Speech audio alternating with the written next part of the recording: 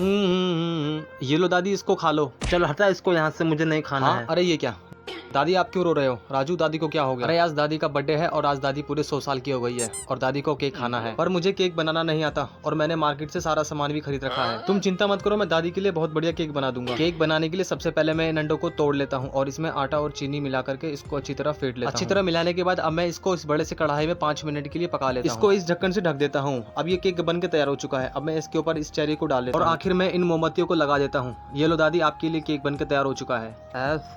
बेटा ये केक तो बहुत बढ़िया बना है, आज मेरा बर्थडे है, सब लोग लाइक कर देंगे।